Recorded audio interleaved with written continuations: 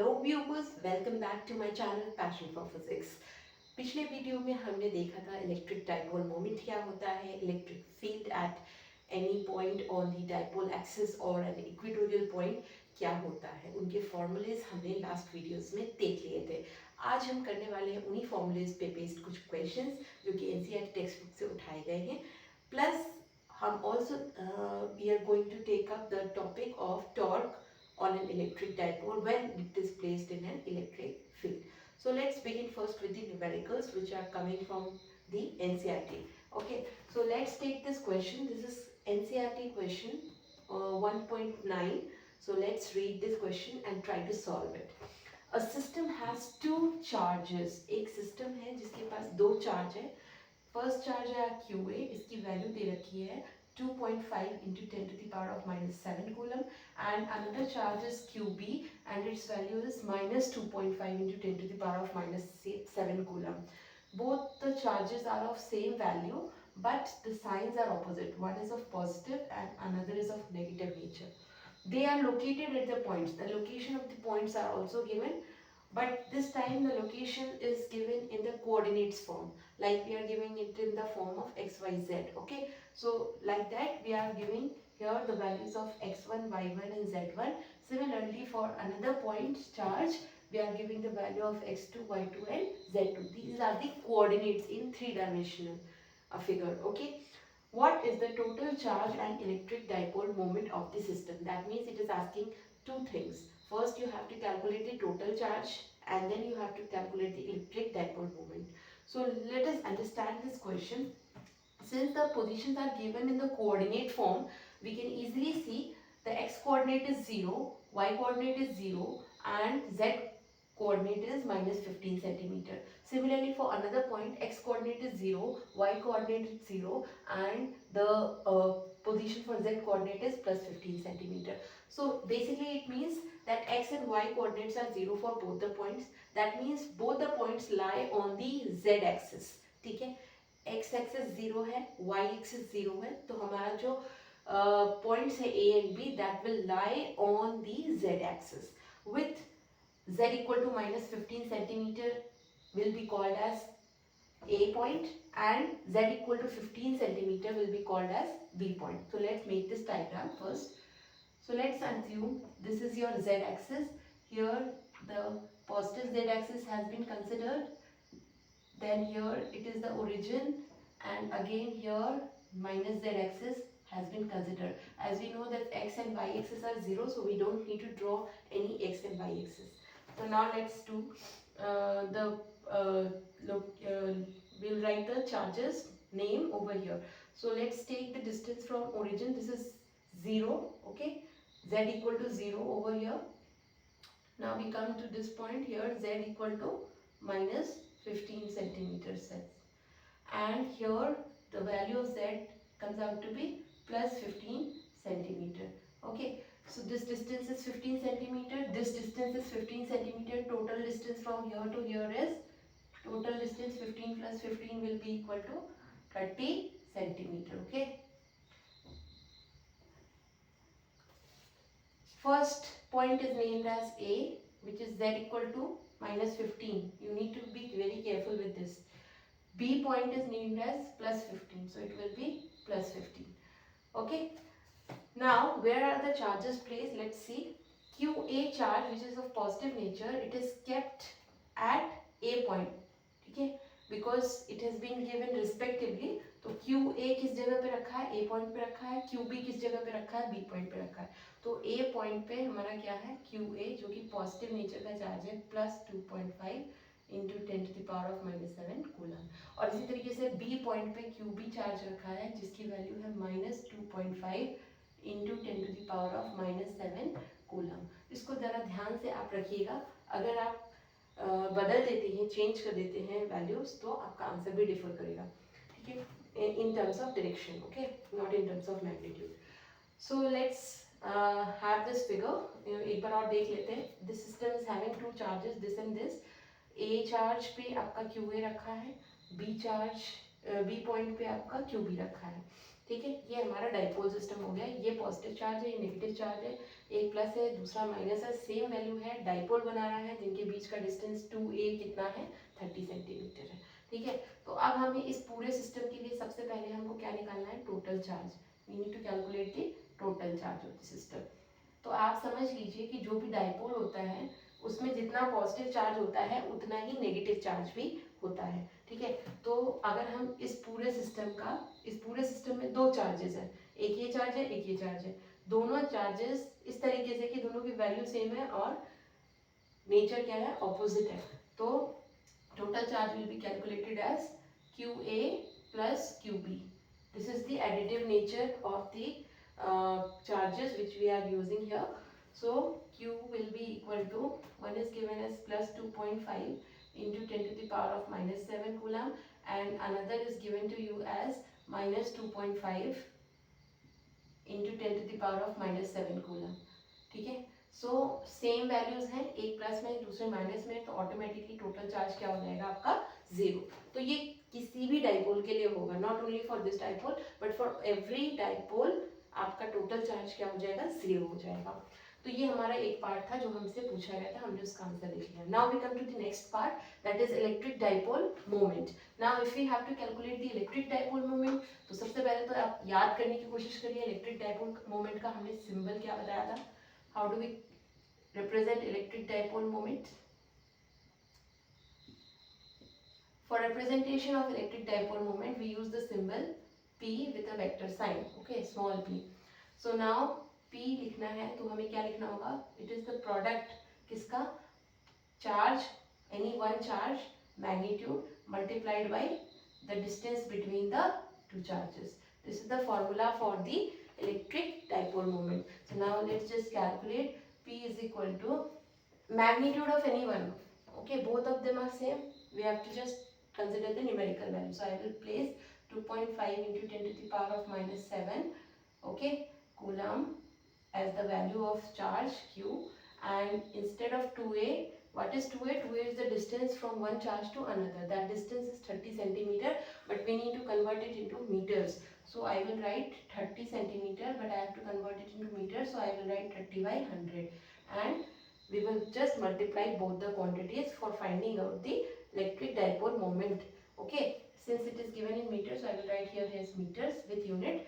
Also it is a vector quantity, so we need to write the direction also. So where is the direction? I told you for dipole moment the direction will be from the negative charge towards the positive charge. So where is the negative charge? Negative charge is given here, B, and it will come towards the A charge. So I can write it like this, B to A unit vector. Okay, this is the representation for any vector quantity magnitude along with the direction from B towards A. Or if you don't want to write this, you can write towards the minus Z axis. इस तरीके से आप यहाँ पर दिखा देंगे कि ये आपकी डायरेक्शन होगी किसकी, डाइपोल मोमेंट की। अब फिलहाल आप यहाँ पे कैलकुलेशन करना चाह रहे हैं तो कैलकुलेशन कर लीजिए। 0 0 will get cancelled, 1 0 will be left out, decimal हटाएंगे, नीचे में एक 0 आ जाएगा, नीचे में 2 0 आ गए। 25 into 3 कर दीजिए आप, 5 3 is 15, carry 1, 3 2 is 6 7, 75 divided by 100 यानी 0.75 लिख सकते हैं। और अगर आप 0.75 नहीं लिखना चाहते हैं तो आप सीधा लिख दीजिए 75 into 10 to the power of minus 9 coulomb into metre. Coulomb charge के लिए और मीटर डिस्टेंस के लिए। ठीक है, तो कूलम इंटू मीटर, और साथ ही आपको लिखना होगा इसका जो डायरेक्शन है। ठीक है, बी ए कैप, तो आप चाहे तो यूनिट यहीं पे लिख दीजिए। ये मैग्नीट्यूड हो गया, ये इसका डायरेक्शन हो गया। ठीक है, तो this was a very easy question which has been taken from NCERT textbook. I hope आपको समझ में आया होगा। Now we move on to the next question. Okay, next question will be related to the formulas which we have seen in the previous video about the electric field at any point on the axis of a dipole or at any point in the equatorial point of the dipole. So let's do that question. So next question जो है आपका उसको भी हमने practice के लिए ही लिया है, तो आप जस्ट अगर आपको फॉर्मूला याद है तो आप इस क्वेश्चन को, कमिंग क्वेश्चन को आप आसानी से कर सकते हैं। let's see. It is also from NCERT, but it is from example. Okay, so let's see the question. Two charges plus minus 10 microcoulomb are placed 5.00 millimeter apart. Determine the electric field at a part, a point P on the axis of the dipole 15 centimeter away from its center O on the side of positive charge.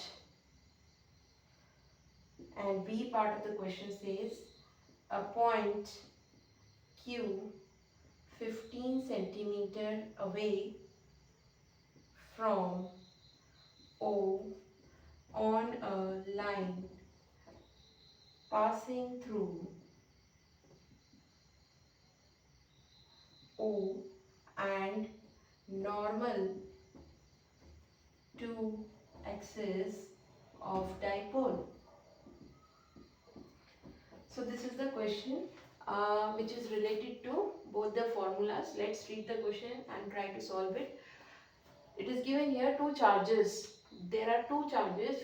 One charge is of plus 10 microcoulomb and another charge is of minus 10 microcoulomb. This is the sign of micro. I mean 10 to the power of minus 6. Okay, whenever we have to convert it into coulomb, I will multiply by 10 to the power minus 6. And what is this plus minus? That means there are two charges. One is of plus 10 and another is also plus minus 10. Okay, and they are placed, the distance between them are given 5 millimeter. Millimetre में आपको क्या करना होगा, metre में convert करना होगा by multiplying 5 by 10 to the power of minus 3. Okay, they are given at the charges are given at a distance of 5 millimeter. Determine the electric field. कहाँ हमको electric field find करनी है? ये तो आप समझ ही गए होंगे कि ये एक डाइपोल है क्योंकि इक्वल वैल्यू का है पर ऑपोजिट नेचर का है. ठीक है, तो एक प्लस 10 है या एक आपके यहाँ पे माइनस 10 माइक्रोकूलम है और एक यहाँ पर चार्ज है आपके पास प्लस 10 माइक्रोकूलम और इनके बीच का जो सेपरेशन है ये वाला. ठीक है, इस सेपरेशन को हमने बोल दिया 5 मिलीमीटर. अब 5.0 लिख लीजिए या 5 लिख लीजिए, एक ही बात है. तो ये सेपरेशन, तो डाइपोल आपको पता ही क्या होता है कि वैल्यू सेम होनी चाहिए और अपोजिट नेचर का होना चाहिए, उनके बीच में कुछ डिस्टेंस होनी चाहिए. तो this system is your dipole. Now we have to find the electric field. कहाँ फाइंड करनी है? A point named as P on the axis. कहाँ फाइंड करनी है? On the axis. तो एक्सिस, ये एक्सिस होती है. ठीक है, दोनों चार्जेस को ज्वाइन करने वाली लाइन जो होती है उसको हम एक्सिस बोलते हैं. तो एक्सिस पे कहाँ पे फाइंड करनी है? on the axis of dipole 15 centimeter away from its center O on the side of the positive charge. यानी ये जो सेंटर है ना, सेंटर इसको हमने O बोल दिया है. O से पॉजिटिव चार्ज वाली डायरेक्शन में, O से पॉजिटिव चार्ज वाली डायरेक्शन में जाना है. कितनी दूरी तक जाना है? 15 सेंटीमीटर तक जाना है. ठीक है, तो 15 सेंटीमीटर बोल लीजिए या फिर आप बोल लीजिए 0.15 मीटर. और अगर आपको यहाँ पर कन्वर्ट करना है तो ये कितना हो जाएगा? How much this will this be? 0.005 because 1 millimeter is equal to 10 to the power of minus 3. So it will become 0.005 meters. Okay, and what is 15 centimeter? 15 centimeter is 0.15 meter. So which is more? 0.15 is more or 0.005 is more? Obviously this is lesser. Okay, so हमें कितनी दूरी तक जाना है? Suppose this is the point P और O से P तक की जो डिस्टेंस है, जहाँ हमको P पे फाइंड करना है ना हमको इलेक्ट्रिक फील्ड, तो O से P तक की जो डिस्टेंस है that is your 0.15 metre. Okay, ये आपको पता करना है पी पॉइंट पे इलेक्ट्रिक फील्ड। तो आई थिंक आपको ये दिमाग में आप समझ में आ गया होगा कि कहाँ पर पता करना है। We have to find the electric field on the axial line at point P which is situated at a distance of 0.15 meter from the center of the dipole। तो ये हमें पता करना है, ठीक है। तो अभी आप पहले तो डायरेक्शन देख लीजिए, ये प्लस चार्ज है, प्लस चार्ज और यहाँ पे टेस्ट चार्ज भी हमारा प्लस होगा, तो प्लस और प्लस रिपेल करेगा, किधर जाएगा इलेक्ट्रिक फील्ड इधर, ठीक है। ऐसे ही ये माइनस चार्ज है, माइनस और प्लस जब अट्रैक्ट करेगा तो उसकी वजह से इलेक्ट्रिक फील्ड इधर आएगी। लेकिन जब हम एक्सियल पॉइंट पे इलेक्ट्रिक फील्ड देखते हैं तो हम देखते हैं कि जो इलेक्ट्रिक फील्ड होती है हमेशा डाइपोल मोमेंट की डायरेक्शन में होती है, और डाइपोल मोमेंट की डायरेक्शन अगर देखी जाए, ये माइनस है ये प्लस है, तो पी कैप की डायरेक्शन किधर होगी, माइनस से प्लस की तरफ, और जिस डायरेक्शन में पी कैप होगा उसी डायरेक्शन में आपका फाइनल इलेक्ट्रिक फील्ड भी होगा, ठीक है। Final electric field at point P will also be towards right. Why? Because the direction of dipole moment is towards right side. Okay, why the direction of dipole moment is towards right side? Because it is going from minus to plus charge, ठीक है। तो इस तरीके से देखेंगे, minus से plus की तरफ जाना है, P भी माइनस से प्लस की तरफ राइट साइड में, E भी माइनस से प्लस की तरफ राइट साइड में, दोनों की E और P दोनों की जो डायरेक्शन होगी एक्सियल के केस में सेम होनी चाहिए। तो डायरेक्शन आपने दिखा दी, आपका डायग्राम हो गया कंप्लीट। अब इसमें आप समझ लीजिए 2a कौन सा है, q कौन सा है, r कौन सा है। तो ये होते हैं आपके q चार्जेस, ये हो गया आपका q, है ना, ये हो गया माइनस q चार्ज और इसको हम बोलेंगे प्लस q चार्ज। और ये जो है आपका ये क्या है, 2a डिस्टेंस के बराबर है। टोटल डिस्टेंस कितनी होती है, 2a होती है, 2a के बराबर है। और ये क्या है हमारा r डिस्टेंस है, जो कि हम लोग डेरिवेशन में देखा करते थे। तो हमारा जो फॉर्मूला है एक्सियल के लिए, ये हम ए पार्ट के लिए निकाल रहे हैं, एक्सियल पॉइंट के लिए जो हमारा इलेक्ट्रिक फील्ड का फॉर्मूला, उसका वैल्यू कितना है, मैग्नीट्यूड कितना है, 2kp अपॉन आर क्यूब। लेकिन ये फॉर्मूला तभी लगेगा जब हमारा ये वाला डिस्टेंस छोटा हो as compare to this distance. तो ऑब्वियसली बात है 0.005 is very much lesser than 0.15, that's why I am applying this formula, otherwise I would have applied the other formula which is for the detailed one, okay। so ये formula तभी apply होगा जब ये वाली distance ज्यादा होगी, r ज्यादा होगा एज कंपेयर टू 2a, ठीक है। तो तभी अप्लाई करेंगे इसको, अदरवाइज नहीं करेंगे। और ये इसका जो डायरेक्शन होगा वो कौन सा होगा, p कैप, ई एक्सेल का डायरेक्शन पी कैप के डायरेक्शन में होगा। तो इस तरीके से ई एक्सेल निकाल लेंगे। इसको निकालने के लिए 2 मल्टीप्लाइड बाई के की वैल्यू लिख लीजिए, के की वैल्यू कितनी हो गई, 9 into 10 to the power of 9, और पी की वैल्यू क्या होती है, चार्ज मल्टीप्लाइड बाई 2a, ठीक है, divided by R cube. R की वैल्यू क्या है 0.15, इसका क्या करना है, क्यूब करना है। और जो हमारा डाइपोल है, डाइपोल मोमेंट अगर हम देखें, पी की वैल्यू अगर हमको निकालनी है तो पी की वैल्यू हम यहाँ पे या तो चार्ज मल्टीप्लाइड बाई 2a लिख दें। चार्ज की वैल्यू कितनी हो गई हमारी, अभी देखा हमने 10 माइक्रो कूलम है, तो माइक्रो के लिए -6 लिखेंगे, ठीक है, -6, ये हमारा चार्ज हो गया। और 2a से मल्टीप्लाई करना है तो 2a कितना है हमारा, 2a हमारा है 0.005, ये हमारा 2a है, ठीक है।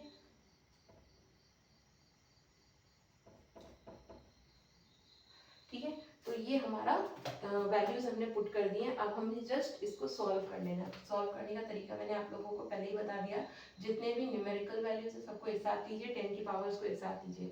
तो यहाँ पर जब हम इस डेसिमल को हटाएंगे तो आएंगे नीचे में 3 जीरो, ठीक है, और यहाँ से भी डेसिमल हटा लीजिए तो और क्यूब कर दीजिए, देखिए क्या आता है आंसर। ये हो जाएगा 2, 9 इंटू 2 18, ठीक है, इंटू 10 की पावर, यहाँ देखिए 9 है और यहाँ पे इसकी पावर 1 है, 9 प्लस 1 10 हो जाएगा, 10 minus 6 is 4, okay, into 5 into 10 की पावर -3, ठीक है, डिवाइडेड बाई, ये हो गया 0.15, पॉइंट को हटाएंगे नीचे में 2 जीरो आ जाएंगे, तो ये हो जाएगा 15 इंटू 10 की पावर ऑफ -2।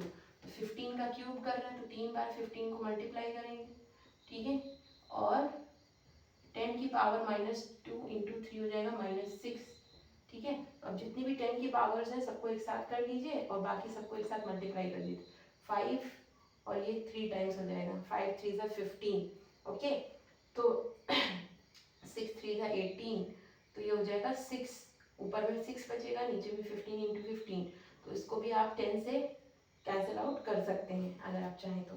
ठीक है, देखते हैं, इसको मैं मिटा दे रही हूँ। ठीक है, सो आप यहाँ से कैसे कैलकुलेट करेंगे, 6 इंटू 10, ये तो 4 जीरो थे हमारे पास, इंटू 10 की पावर -3 और +6। हाँ, ये दोनों को हम एक साथ ले लेंगे, डिवाइडेड बाई नीचे में बच गया 15 इंटू 15। इसको कर लीजिए सॉल्व, 5 3 ज़ा 15, 5 2 ज़ा 10। ठीक है, इधर आप देख सकते हैं यहाँ से और कुछ अगर डिवाइड हो रहा है तो 5 3 ज़ा 15,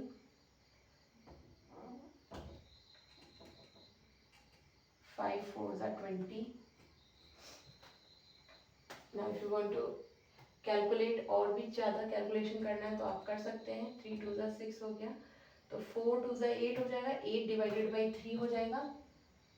ठीक है, और यहाँ बचेगा 10 टू द पावर ऑफ 3, और यहाँ से 2 जीरो और आ जाएंगे तो हो जाएगा 10 की पावर 5। ठीक है, this will be your answer. अगर आप इसको फ्रैक्शन से डेसिमल में कर सकते हैं तो आसानी से तो कर लीजिए। It can be seen easily, it will B 3 2 ज़ा 6, 6.6 समथिंग हो जाएगा ये आपका। ठीक है, so you can write it like this, 8 divided by 3, 2.6, 10 to the power of 5। और हमें इलेक्ट्रिक फील्ड का क्या लिखना है, यूनिट भी लिखना है और यूनिट के साथ साथ डायरेक्शन भी लिखनी है। तो यूनिट तो आपको समझ में आ रहा होगा, न्यूटन इंटू मीटर होती है, और इसकी डायरेक्शन क्या हो जाएगी, पी कैप के अलाउ। तो वैल्यू भी लिखना है और हमको उसकी डायरेक्शन भी लिखनी है। तो ये हमारा कहाँ आ गया, एक्सियल पॉइंट पे आ गया। ठीक है, अब हमको सेकंड में क्या बोल रहा है, a point Q which is at a distance of 15 centimeter away from O on a line passing through O and normal to axis of dipole 90 degree. ऐसे ये एक लाइन खींच दी, यहाँ पे कहीं पे या यहाँ पे कहीं पे, इस लाइन पे कहीं पे पूछ रहा है, तो इस लाइन पे अगर कहीं पूछ रहा है तो वो हो गया इक्विटोरियल पॉइंट। तो इक्विटोरियल पॉइंट में हम लोग कैसे पता करते हैं, अभी हमने एक्सियल निकाला, हमको दोबारा से कैलकुलेशन करने की जरूरत ना पड़े, यही जो हमारा निकला है। ठीक है, एक्सियल पॉइंट पे देखिए जो हमारा निकला है उसी को हम हाफ कर देंगे तो हमारा इक्विटोरियल पॉइंट का इलेक्ट्रिक फील्ड आ जाएगा। तो ये होता है KP/R³ और इसका डायरेक्शन हो जाएगा -P कैप। ठीक है, तो इसका जो आंसर निकला है 2.6, इसको आधा कर दीजिए। ठीक है, ए का जो आंसर निकला है उसका हाफ कर दीजिए, 2 से डिवाइड कर दीजिए। इसको 2 से डिवाइड करेंगे तो क्या मिलेगा, 1.3 into 10 to the power of 5 newton metre, और डायरेक्शन क्या हो जाएगी, -P कैप। तो आप देख सकते हैं कि हमारे पास ये ई एक्सियल निकला है।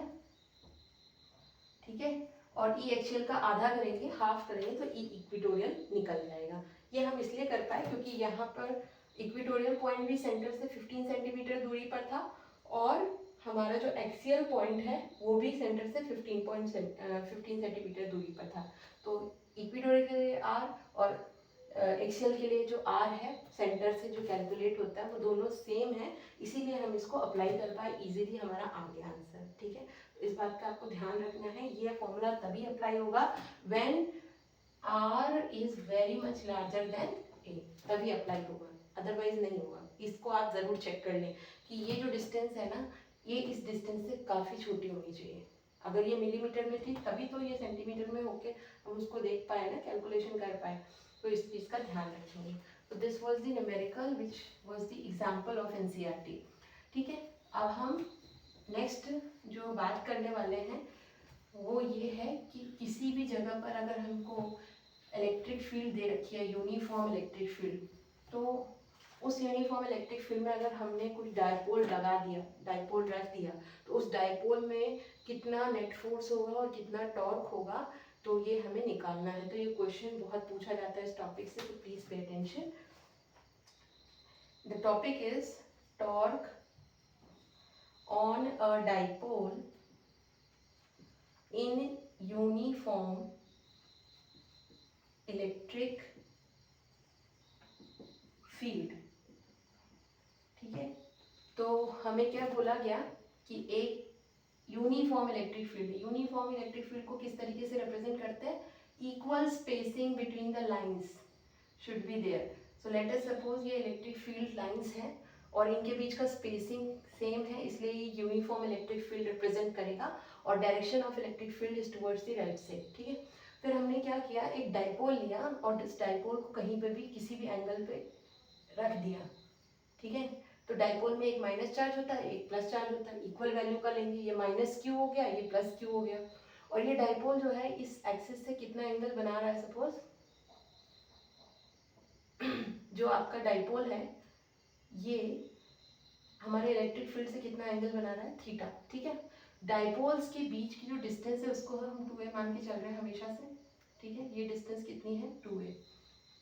अच्छा, ये चार्ज जो है माइनस क्यू है, ये चार्ज है प्लस क्यू। तो अगर माइनस क्यू चार्ज है, हमें पता है कि इलेक्ट्रिक फील्ड से दूर भागता है माइनस और इलेक्ट्रिक फील्ड की डायरेक्शन में जाता है कौन, प्लस। तो माइनस चार्ज पे जो फोर्स लगेगा वो away from the electric field लगेगा and this force value will be q, that is value of this charge multiplied by the electric field at this point. Okay, similarly यहाँ पर जो force लगेगा it will be towards the electric field and it will also be equal to QE. value wise तो same ही है but यहाँ पर ये minus Q इसलिए होगा क्योंकि ये डायरेक्शन इसके ऑपोजिट है इसलिए लगेगा। ठीक है, तो माइनस पे away from the electric field force act करता है और प्लस पे towards the electric field force act करता है। फिर यहाँ आ जाते हैं, इसकी जो डिस्टेंस है 2a दे रखी है। अगर हम डाइपोल मोमेंट की बात करें p कैप की, तो p कैप की डायरेक्शन किधर होगी, फ्रॉम माइनस टू प्लस। तो p कैप की डायरेक्शन इधर है, e की डायरेक्शन इधर है and they are making an angle of theta.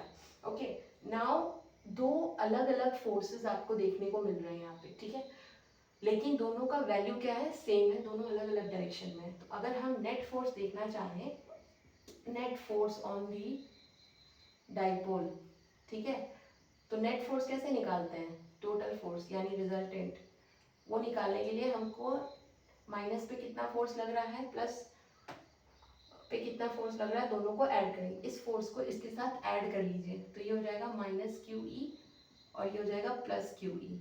ठीक है, इस फोर्स को इसके साथ ऐड कर लिया, वैल्यू सेम है पर साइन का डिफरेंस है, तो ये माइनस और प्लस मिलके क्या बना देगा, जीरो।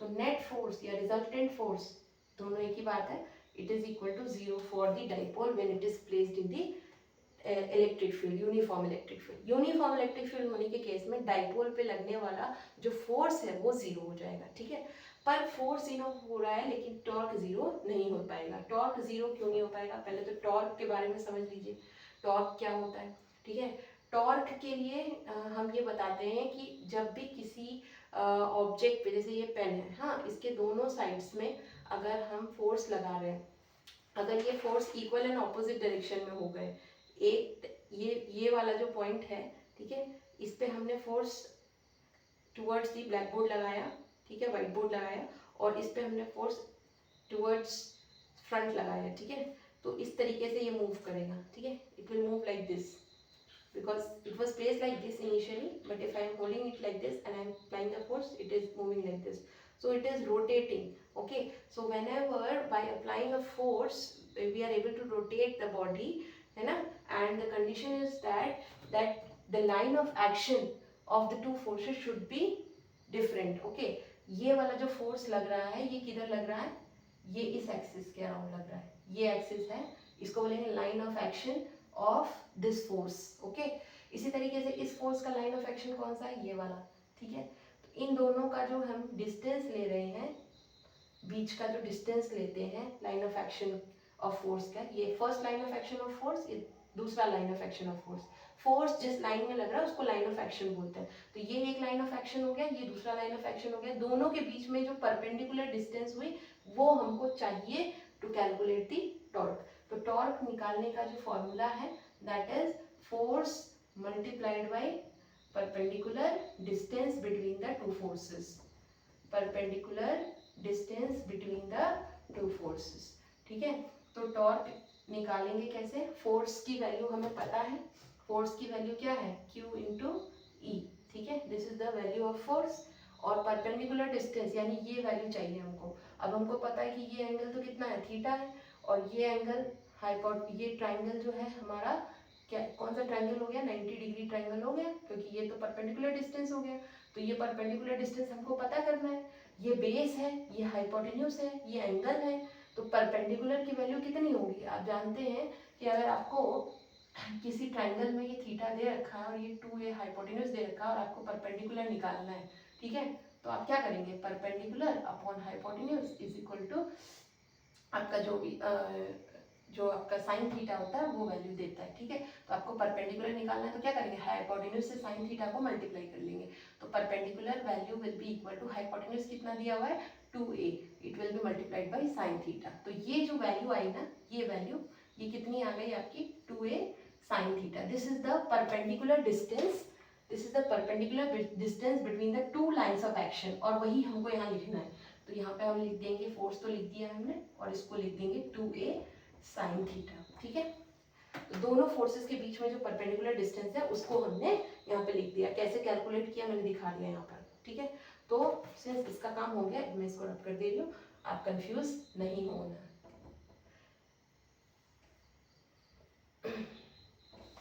ठीक है। So this was plus charge, ये हमारा F is equal two plus Q E था, ठीक है। सो ये हमारा फॉर्मूला आ गया टॉर्क का, ये वैल्यू ऑफ टॉर्क हमको दे देगा मैग्नीट्यूड। तो जब हम इसको लिखेंगे तो हम इसको थोड़ा सा रीअरेंज कर देंगे। अब आप कोई भी दो चीज़ को मल्टीप्लाई कर रहे हैं, 2 इंटू 1 लिखें या 1 इंटू 2 लिखें, एक ही बात है। तो हम क्या करेंगे, Q और 2a को एक साथ लिखेंगे और E साइन थीटा को अलग अलग लिखेंगे, ठीक है। तो आप देख सकते हैं ये जो वैल्यू है ना Q इंटू 2a, इसको हम डाइपोल मोमेंट लिख सकते हैं, ये हमने डेफिनेशन में पढ़ा है। और ये हो गया E और ये हो गया साइन थीटा।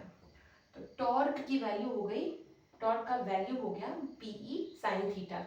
लेकिन अगर हमको इसको वेक्टर फॉर्म में लिखना है तो हम क्या लिखेंगे, जैसे कि दो वेक्टर्स होते हैं, जैसे A vector cross B vector होता है ना, तो इसका मैग्नीट्यूड लिखते हैं हम AB साइन थीटा, ठीक है। और इसका हम जो डायरेक्शन लिखते हैं वो n कैप लिखते हैं। और अगर हमको लिखना है A क्रॉस B का मैग्नीट्यूड, ठीक है, तो A क्रॉस B का मैग्नीट्यूड क्या है, what is the magnitude of A cross B? The magnitude of A cross B is AB sin theta, where theta is the angle between the two vectors. तो ऐसे ही अगर हम P vector और E vector into sine theta लिख रहे हैं, P vector के magnitude E vector का मैग्नीट्यूड इंटू साइन थीटा, तो I can write it like this, P vector cross E vector, okay. So किसी भी दो वेक्टर का क्रॉस प्रोडक्ट, किसी भी दो वेक्टर का क्रॉस प्रोडक्ट भी हमको एक वेक्टर ही देता है, तो torque is a vector quantity, वो होता भी है। तो यहाँ से हमने एक फार्मूला निकाल लिया कि torque is nothing on the electric dipole moment, on the electric dipole, it is just the cross product of the dipole moment and the electric field, ठीक है। तो जब हमें टॉर्क निकालना हो on this dipole when it is placed in an uniform electric field, तो हमको simply क्या करना है, क्रॉस प्रोडक्ट ले लेना है किसका, P का। P क्या है, dipole moment with the electric field, ठीक है। और अगर P और E के बीच का एंगल हमको पता है तो हम ऐसे भी इसको भी कैलकुलेट कर सकते हैं, यहाँ से भी कैलकुलेट कर सकते हैं वैल्यू डाल के, ठीक है। अब इसके ऊपर बेस्ड एक क्वेश्चन है, उसको हम लोग सॉल्व करेंगे। So this was the derivation. अभी हम इसके ऊपर बेस्ड एक न्यूमेरिकल सॉल्व करेंगे जो कि इस फॉर्मूले पे बेस्ड है। तो याद कर लीजिए, torque is equal to PE sine theta और torque is equal to P cross E, ठीक है। इसमें आपको ध्यान ये रखना है कि P पहले आना है, E बाद में आना है। E क्रॉस P नहीं लिख सकते, अगर वो लिखेंगे तो डायरेक्शन ऑफ टॉर्क बदल जाएगा, जो कि गलत हो जाएगा, ठीक है। तो पहले कौन आएगा, P, बाद में कौन आएगा, E, इस चीज को ध्यान रखें। Let's move on with the question now. तो क्वेश्चन जो है हम बहुत इजी वाला क्वेश्चन ले रहे हैं अभी आपके समझने के लिए, so that you are able to do it. कभी कभी क्या होता है, हम लोग इजी क्वेश्चन भी नहीं कर पाते हैं, ठीक है। तो इसलिए हमें ये छोड़ के नहीं रखना है क्वेश्चन को कि इजी है करके। So let's do this question. This question came in the year CBSE. Oh, sorry. This is your NCERT question. NCERT. This is 1.10 question. Okay. An electric dipole with dipole moment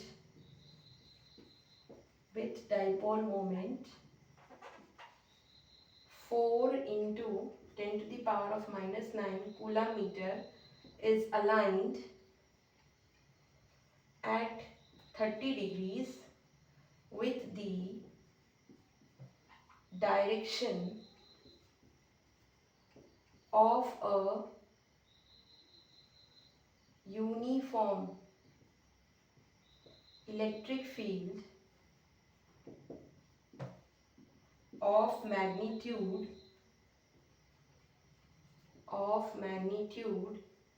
5 into 10 to the power of 4 Newton per coulomb. Calculate the magnitude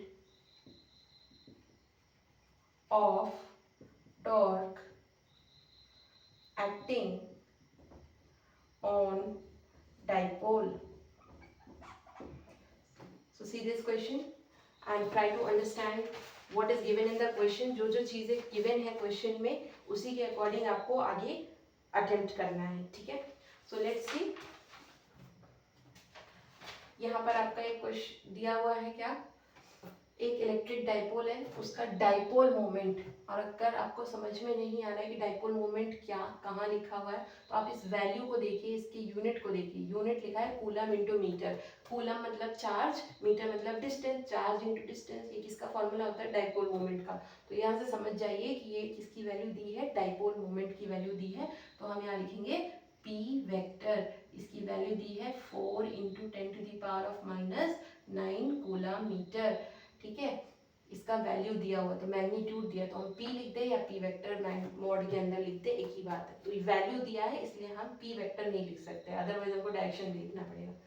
तो यहाँ पे लिखा है it is aligned at 30 degree, angle दिया है theta कितना 30 degree, with the direction of uniform electric field. किसके साथ एंगल बना रहा है, इलेक्ट्रिक फील्ड के साथ बना रहा है. ठीक है, इलेक्ट्रिक फील्ड कितनी मैग्नीट्यूड का दिया है, देखो न्यूटन पर कूलम है यानी इलेक्ट्रिक फील्ड की वैल्यू दी है.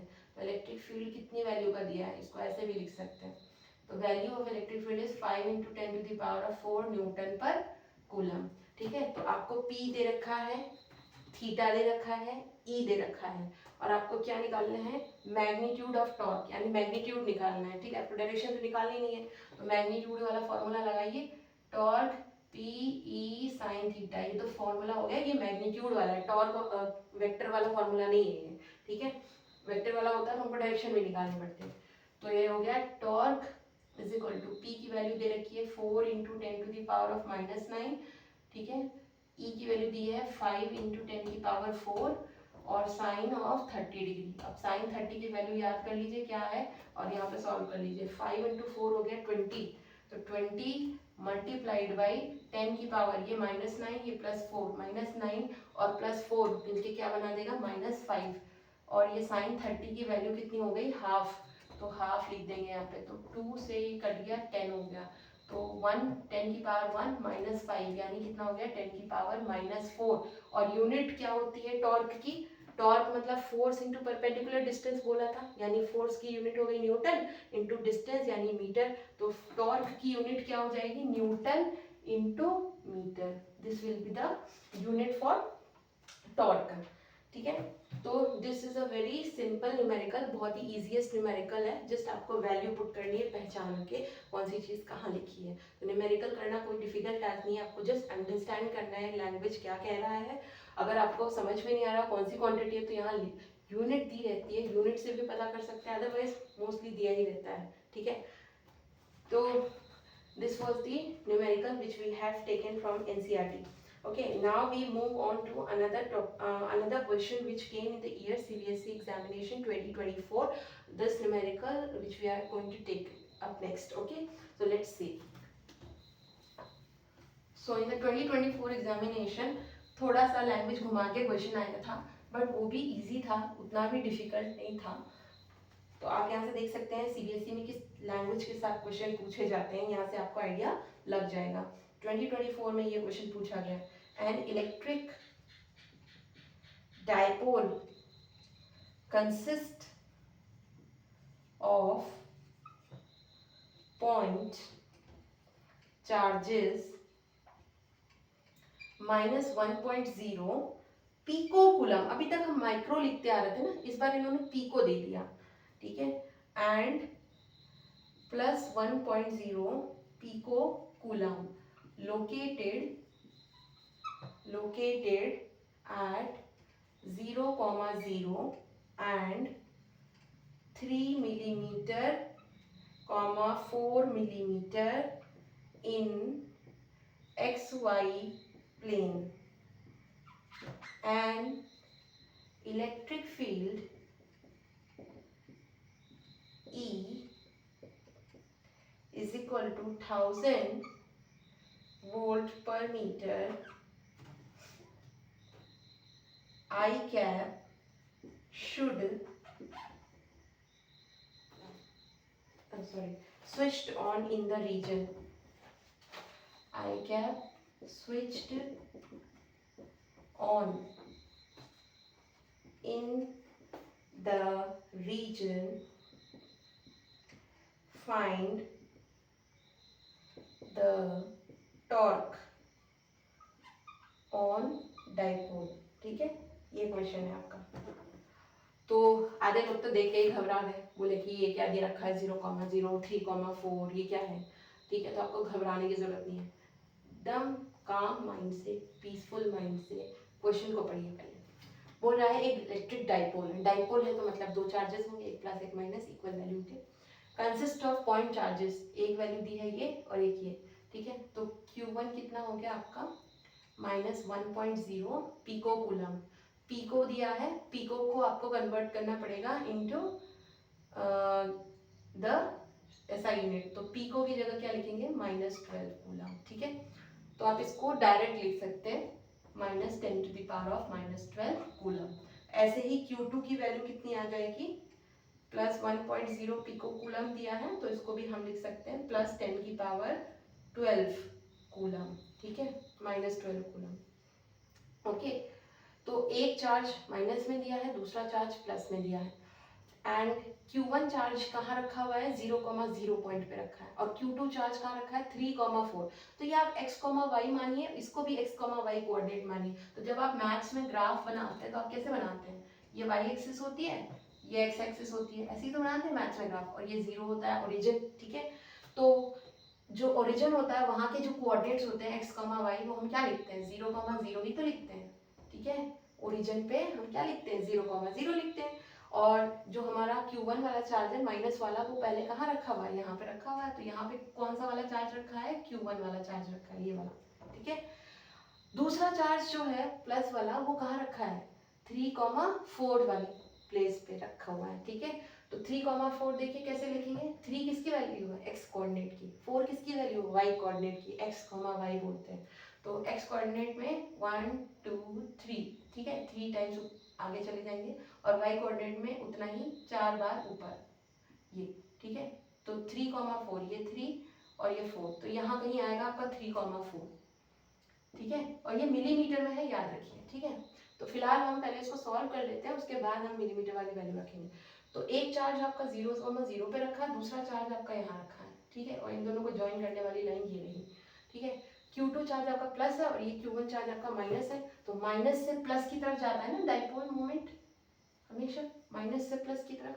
ठीक है, तो Q1 से Q2 की तरफ जाएगा। ठीक है, अब आते हैं कि ये जो कोऑर्डिनेट्स दिए हैं इसको हमें डिस्टेंस में कैसे करना है, क्योंकि हमको जब P की वैल्यू, हमको टॉर्क फाइंड करना है। ठीक है, हमको क्या फाइंड करना है, टॉर्क। तो टॉर्क फाइंड करने के लिए हमको दो चीजें चाहिए, क्या, P चाहिए, हमको E चाहिए, और साइन थीटा भी चाहिए, मतलब उनका बीच का वैल्यू चाहिए। ठीक है, अगर हम ऑलरेडी डायरेक्शंस के साथ, वेक्टर्स के साथ लिख रहे हैं तो P क्रॉस E लिख देंगे। ठीक है, P क्रॉस E लिख देंगे, तो हमको P चाहिए, E चाहिए। ठीक है, तो E तो ऑलरेडी दिया हुआ है विथ डायरेक्शन। ठीक है, E की जरूरत हमको नहीं है, हमको किसकी जरूरत है, P की जरूरत है। और P निकालेंगे कैसे, तो P निकालने का क्या तरीका है, Q इंटू 2A वेक्टर। ठीक है, ओके, 2A क्या है, 2A is the distance between the two charges.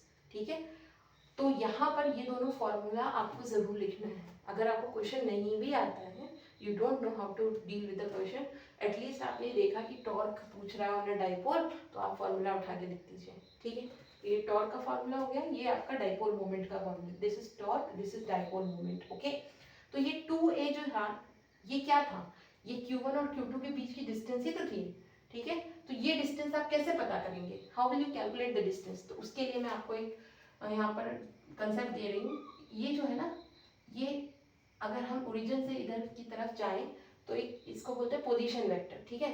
तो इस पोजीशन वेक्टर को कैसे निकालेंगे, इसको let us say this position vector is R vector, ठीक है। तो इस पोजीशन वेक्टर को यहाँ से यहाँ तक का जो पोजीशन वेक्टर है इसको निकालने का तरीका क्या है, इसको निकालने का तरीका ये है, अगर हम इसको x1, y1 मान लें और इसको मान लेते हैं x2, y2, तो हमें निकालना है x2 minus x1 i cap plus y2 minus y1 j cap. ये जो है निकालने का तरीका होता है पोजीशन वेक्टर, इसको निकालना है। तो ये जो है r वेक्टर कितना आ गया आपका, x2 कितना है आपका 3 है, तो 3 में से 0 माइनस कर दीजिए ये वाला i कैप, प्लस y2 कितना है आपका 4, तो 4 में से फिर आप यहाँ पे y1 का 0 ले लीजिए, इसको माइनस कर दीजिए और ये हो जाएगा j कैप। आई कैप जे कैप क्या होते हैं, डायरेक्शन होता है, आई मतलब एक्स एक्सिस, जे मतलब वाई एक्सिस, ठीक है। तो ये जो आया आपका आर वेक्टर, ये कितना आया 3 आई कैप प्लस 4 जे कैप। यही जो आर वेक्टर है यही दोनों के बीच का डिस्टेंस आपको दे देता है, ठीक है। और यही चीज क्या है, it is nothing but 2a vector, okay, it is nothing but 2a vector. Now we know the value of 2a vector, we will put the value of 2a vector over here to find p. तो p की value कितनी आ गई, charge लिखेंगे, charge की value 10 की power -12 है, sign नहीं लिखना है, जस्ट वैल्यू लिखनी है हमको, ठीक है। मल्टीप्लाइड बाई यहाँ पे हमारा जो वेक्टर है 2a वेक्टर, उसकी वैल्यू लिख दीजिए 3i plus 4j। But remember यहाँ पर 3 मिलीमीटर और 4 मिलीमीटर, यानी आपको जो ये वैल्यू दी है ये मिलीमीटर में दी है, तो मिलीमीटर में दी है तो आपको किस में कन्वर्ट करना पड़ेगा, मीटर में, उसके लिए मल्टीप्लाई करना पड़ेगा 10 की पावर -3 से, तब आपका आंसर मीटर में आएगा। तो यहाँ पर इस चीज को मल्टीप्लाई कर लीजिए 10 की पावर -3 से, तो आपका आंसर मीटर में आ जाएगा। तो ये जो वैल्यू है ये किसकी है, पी कैप की। अब आप ध्यान से देखिए, इसको सॉल्व कर लीजिए, 10 की पावर -12 है और यहाँ में -3 है, तो -12 में -3 आप ऐड कर दीजिए, तो ये हो जाएगा 3i plus 4j 10 to the power multiplied by 10 to the power of -15, और इसकी यूनिट क्या हो गई, charge, that is coulomb multiplied by metre. ये आ गया क्या, हमने क्या क्या निकाला, हमने पहले पोजीशन वेक्टर निकाला, पोजीशन वेक्टर निकालने के बाद हमने p निकाला, अब p निकालने के बाद हम इसको टॉर्क वाले फॉर्मूले में रख देंगे, हमारा आंसर आ जाएगा, ठीक है। तो ये जो वैल्यू है इसको हमें मल्टीप्लाई करना है किसके साथ, e के साथ, e कितना दिया है 1000, ठीक है, तो हमें टॉर्क मिल जाएगा। तो आई थिंक इतना समझ में आ गया। फर्स्टली आपको ये निकालना है, ये कंसेप्ट इंपॉर्टेंट है, याद रखिए। फिर आपको ये निकालना है p, अब p निकालने के बाद आप इस फॉर्मूले में रख दीजिए, ठीक है। तो p आपका वेक्टर फॉर्म में आ गया, ये देखिए p को हमने ij फॉर्म में रख दिया है, अब ये वेक्टर फॉर्म में आ गया, अब इसको यहाँ रख सकते हैं, कोई दिक्कत नहीं है। तो p की वैल्यू आ गई 3i plus 4j, this is multiplied by 10 to power -15, ठीक है। और e की वैल्यू कितनी है, e की वैल्यू दे रखी है देखिए 1000, ठीक है, और डायरेक्शन क्या दी है i, ठीक है। तो ये हो गया आपका p का वैल्यू, ठीक है, ये p का वैल्यू हो गया, ये हो गया आपका p और ये हो गया आपका e। तो p का क्रॉस मल्टीप्लिकेशन करेंगे i के साथ, e के साथ, ठीक है। तो अभी देखिए इसमें आप एक कंसेप्ट लगाएंगे कि जब आप इसको इससे मल्टीप्लाई करेंगे, तो जब आप 3 को मल्टीप्लाई करेंगे 3i को इसके साथ, तो i क्रॉस i हो जाएगा, और i क्रॉस i हमेशा क्या होता है, 0 होता है, i cross i, j cross j, k cross k, ये सारी चीजें 0 होती है। तो i का अगर क्रॉस मल्टीप्लिकेशन होगा i के साथ 0 हो जाएगा, तो 3i multiplied by 1000 i will be 0। तो हमें सिर्फ किसको मल्टीप्लाई करना है, 4j को, तो 4j इंटू 1000i, ठीक है, ये करेंगे, और 10 की पावर -15 तो रहेगा ही रहेगा, 3i तो हट जाएगा क्योंकि 3i मल्टीप्लाइड बाई 1000i 0 हो जाएगा, ठीक है।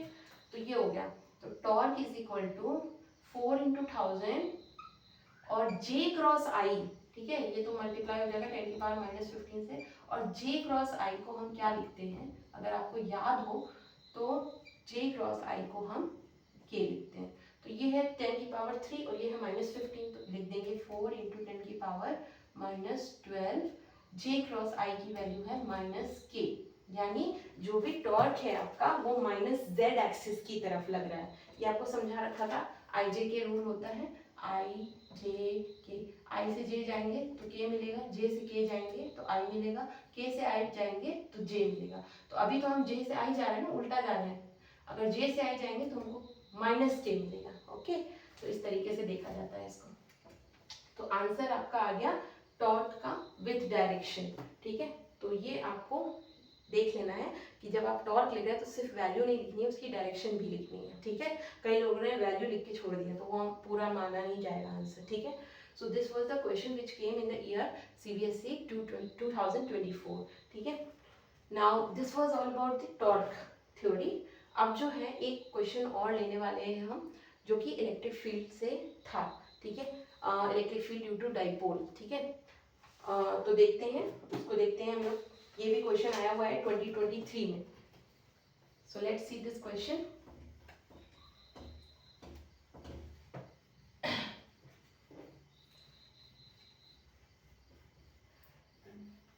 सो इन द ईयर 2023 देख सकते हैं आप इस टॉपिक से बहुत क्वेश्चंस पूछ चुके हैं। ठीक है, 2023 में पूछा गया क्वेश्चन है, two identical electric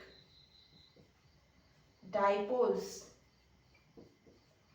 are placed along the diagonals of a square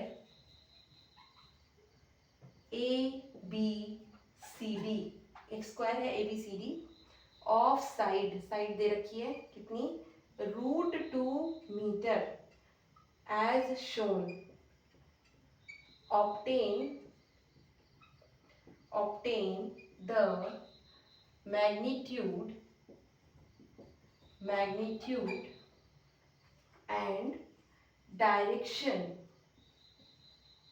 of the net electric field at the center O।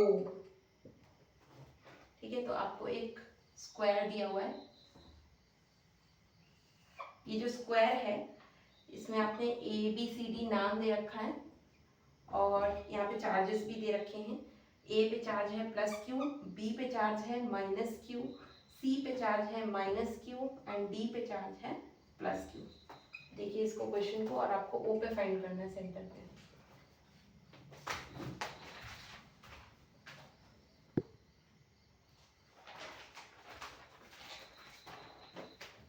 सो देखिए क्वेश्चन दिया हुआ है, obtain the magnitude and direction of the net electric field at the centre O। तो +Q A पे रखा है, -Q B पे रखा है, -Q C पे रखा है, +Q D पे। तो आप इसमें एक चीज अच्छे से ध्यान दीजिए, आपसे पोल क्या रहा है, identical electric dipoles are placed, यानी A और C एक डाइपोल माना जा सकता है। ठीक है, क्योंकि A पे कितना चार्ज है +Q और C पे कितना चार्ज है -Q। इन दोनों को ज्वाइन करने वाली लाइन कौन सी है, ये वाली। ठीक है, ये लाइन है जो कि A और C को ज्वाइन कर रही है, उनको निकालना गया है O पे। ठीक है, तो देखिए जरा, यहाँ पर आपको ये वाली साइड दे रखी है √2 और ये वाली साइड दे रखी है √2। तो परपेंडिकुलर स्क्वायर यानी 2, बेस स्क्वायर यानी 2, तो 2 + 2 कितना हो गया 4। तो 4 का क्या करना है, √ लेना है यानी 2। तो ये हाइपोटेन्यूज AC की वैल्यू कितनी हो जाएगी, AC की वैल्यू हो जाएगी √2 whole square plus √2 whole square, इसका भी √, तो हो जाएगा 2 + 2 4 यानी 4। तो AC की वैल्यू हो जाएगी 2 मीटर्स। ठीक है, तो अगर AC की वैल्यू 2 हो गई तो A से O तक, मिडिल पॉइंट तक, AO = OC which will be equal to 2 / 2 ना, राइट। तो it will become how much, 1 metre. ठीक है, तो A से लेकर O तक की डिस्टेंस कितनी है 1 मीटर, O से लेकर C तक की डिस्टेंस कितनी है 1 मीटर।